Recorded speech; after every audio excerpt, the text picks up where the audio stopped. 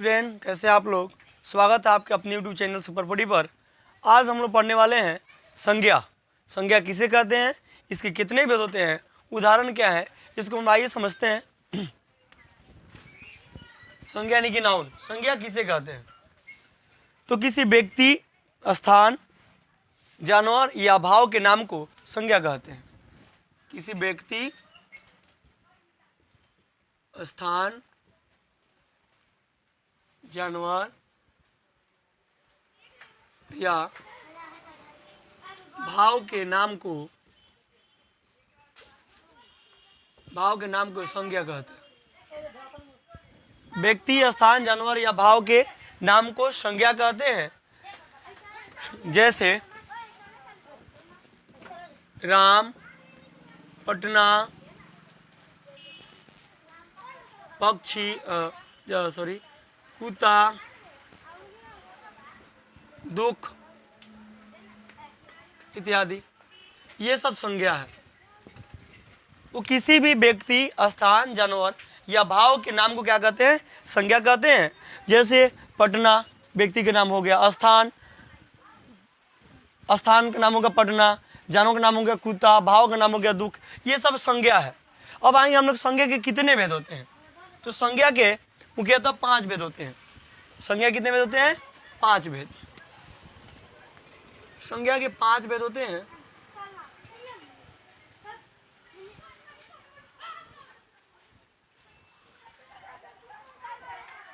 संज्ञा के 5 भेद। व्यक्तिवाचक, पहला भेद है व्यक्तिवाचक संज्ञा। दूसरा है जातिवाचक संज्ञा।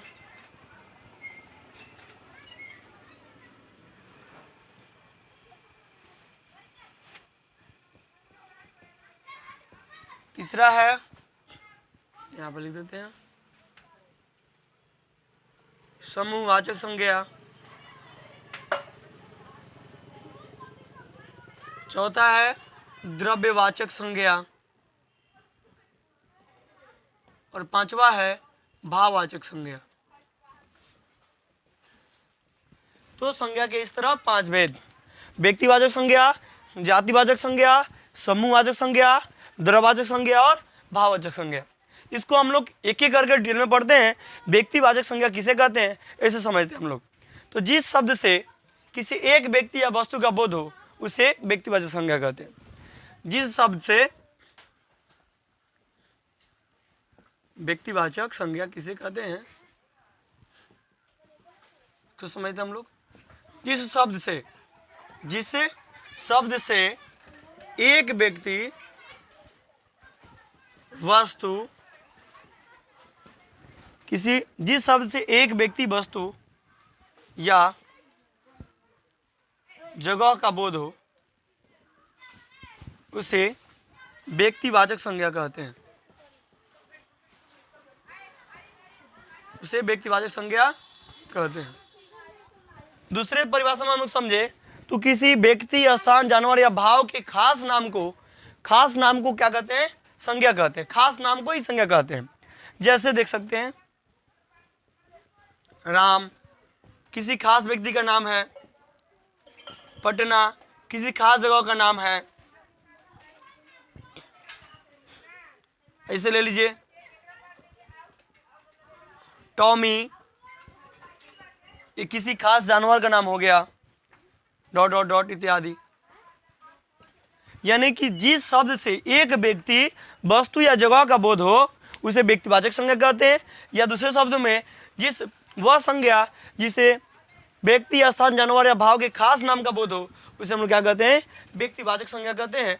हम लोग दूसरा समझते हैं। अब दूसरा पॉइंट है जातिवाचक संज्ञा।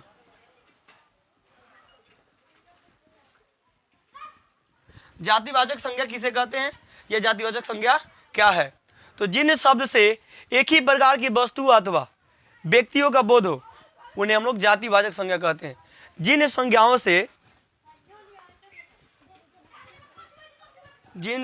से एक ही तरह के व्यक्तियों या वस्तुओं का बोध हो। जातिवाचक संज्ञा के उदाहरण जैसे में समझते हम लोग, जैसे लड़का, हाथी, शहर, गांव, डॉट डॉट इत्यादि। अब लड़का कहने से पूरे लड़का जाति का बोध हो रहा है, हाथी कहने से पूरे हाथी जाति का बोध हो रहा है, शहर कहने से पूरे शहर का बोध हो रहा है, और गांव कहने से पूरे गांव का बोध हो रहा है। यानी कि जिन संज्ञाओं से एक ही तरह के व्यक्ति या वस्तुओं का बोध होता है या जाति भर का बोध होता है उसे जातिवाचक संज्ञा कहते हैं। अब हम लोग ये समझ लेते हैं पहले व्यक्तिवाचक संज्ञा में कौन कौन आते हैं। अब हम लोग पहले समझ लें, उनके बाद जातिवाचक में समझेंगे। व्यक्तिवाचक संज्ञा में कौन कौन आते हैं, व्यक्तिवाचक संज्ञा में कौन कौन आते हैं समझते हैं। तो व्यक्तियों के नाम, व्यक्तियों के नाम, व्यक्तियों के नाम, दिशाओं के नाम,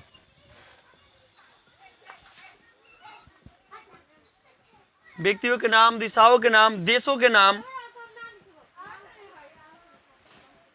व्यक्तियों का नाम आ जाएगा, देश दिशाओं का नाम आ जाएगा, देशों का नाम आ जाएगा, राष्ट्रीय जातियों का नाम आ जाएगा, राष्ट्रीय जाति, समुदाय, समुदाय का नाम, समुदाय का नाम, नदियों के नाम, पर्वतों के नाम, नगरों के नाम, पुस्तकों के नाम, नदी, पर्वत, नदी, पर्वत, झरना, समाचार पत्र, नदी, पर्वत, झरना, नगर, चौक, सड़क, पुस्तक, समाचार, ऐतिहासिक युद्ध, ये सब पुस्तक, युद्ध, नगर, चौक इत्यादि, ये सब के नाम किस में आएंगे, व्यक्तिवाचक संज्ञा में। यानी व्यक्तियों के नाम राम, श्याम, सीता, गीता, मोहन, सोन इत्यादि, दिशाओं के नाम उत्तर, दक्षिण, पूर्व, पश्चिम, देशों के नाम नेपाल, पाकिस्तान, भारत, इंडिया, अफ्रीका, राष्ट्रीय जाति जैसे इंडियन, पाकिस्तानी, अफ्रीकन, चाइनीज, समुदाय, कोई भी जाति ले लीजिए, नदी का नाम गंगा, जमुना, सरस्वती, समाचार पत्र the times of India, Hindustan times, Dainik Jagran, Bhaskar, पुस्तक का नाम कोई भी पुस्तक ले लीजिए, उसके बाद युद्ध ले लीजिए, नगर या चौक, ये सब के नाम किस में आ जाएंगे, तो व्यक्तिवाचक संज्ञा में आ जाएंगे। अब हम लोग समझते हैं जातिवाचक संज्ञा में कौन कौन आते हैं।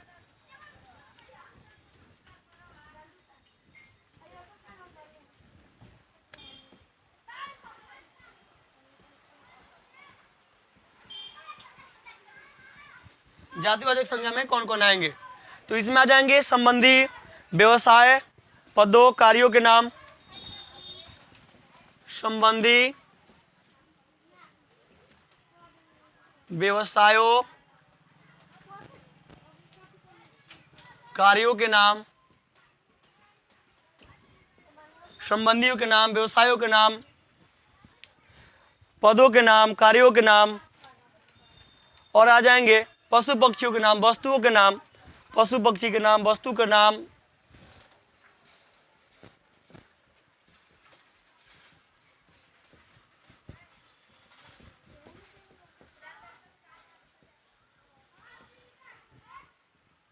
सब संबंधी, व्यवसाय, कार्य, पद, वस्तु, प्राकृतिक तत्व के नाम, वस्तुओं के नाम, प्राकृतिक तत्व,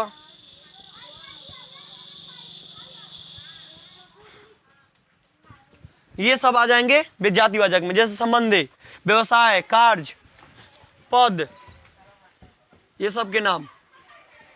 अब समझते हैं पशु पक्षी का, पशु पक्षी का कोई भी नाम ले लीजिए, ये आ जाएंगे जातिवाचक संज्ञा में। वस्तुओं के नाम रख दीजिए, ये भी जातिवाचक संज्ञा। प्राकृतिक तत्व ले लीजिए, जैसे तूफान, बिजली, भूकंप, ज्वालामुखी, ये सब किस में आ जाएंगे, जातिवाचक संज्ञा में आ जाएंगे। अब हम लोग समझते हैं समूहवाचक संज्ञा क्या है। अब हम लोग समझते हैं समूहवाचक संज्ञा।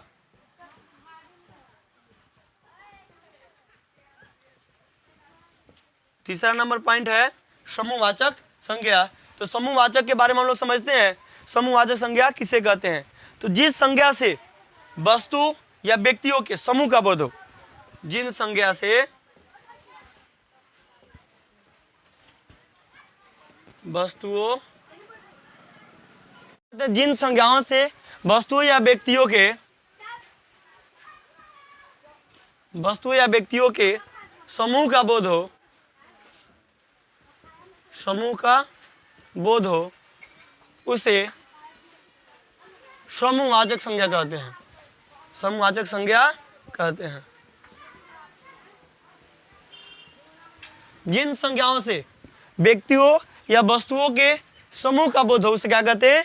समूहवाचक संज्ञा कहते हैं। जैसे ले लीजिए गुच्छा, वर्ग, पंचायत, मेला, दर्जन इत्यादि, ये सब में समूह का बोध होता है। तो जिन संज्ञा से वस्तु या व्यक्तियों के समूह का बोध हो उसे क्या कहते हैं? समूहवाचक संज्ञा कहते हैं। जैसे गुच्छा, वर्ग, पंचायत, मेला इत्यादि। अभी हम लोग समझते हैं द्रव्यवाचक संज्ञा।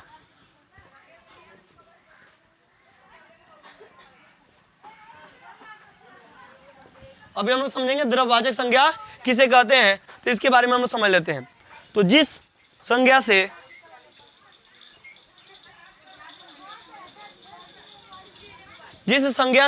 किसी द्रव्य पदार्थ का बोध होता है, जिस संज्ञा से किसी द्रव्य पदार्थ का बोध होता है, जिस संज्ञा से किसी द्रव्य पदार्थ का बोध होता है, जिसे मापा या तौला जा सके परंतु गिना नहीं जा सके उसे द्रव्यवाचक संज्ञा कहते हैं। जिस संज्ञा से किसी द्रव्य पदार्थ का बोध हो, जिसे मापा या तौला जाए परंतु गिना नहीं जाए उसे क्या कहते हैं? द्रव्यवाचक संज्ञा कहते हैं। जैसे दूध, तेल, पानी, घी इत्यादि। एक रोटी, ये द्रव्यवाचक संज्ञा नहीं होगा, रोटी कह देंगे तो ये द्रव्यवाचक संज्ञा में आ जाएगा। तो ये हो गया द्रव्यवाचक संज्ञा। अब हम लोग समझते हैं लास्ट नंबर है भाववाचक संज्ञा किसे कहते हैं, इसके बारे में समझते हैं। अब हम लोग समझेंगे लास्ट 5 नंबर भाववाचक संज्ञा। भाववाचक संज्ञा किसे कहते हैं समझते हैं। तो जिससे किसी व्यक्ति वस्तु के गुण, वह संज्ञा जिससे किसी व्यक्ति वस्तु के गुण, धर्म, अवस्था या विचार का बोध हो,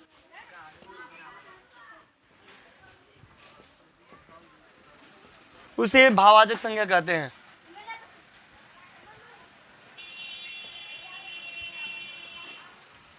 कहने का तात्पर्य है कि वह संज्ञा जिसे किसी व्यक्ति वस्तु के गुण, धर्म, अवस्था या विचार का बोध हो उसे क्या कहते हैं? भाववाचक संज्ञा कहते हैं। जैसे भलाई, जवानी, दुख, डॉट डॉट इत्यादि। ये हो गया संज्ञा। तो आज के लिए इतना ही, तब तक के लिए धन्यवाद। मिलते हैं फिर अगले वीडियो में। वीडियो अच्छा लगे तो लाइक कीजिए, सब्सक्राइब कीजिए, शेयर कीजिए।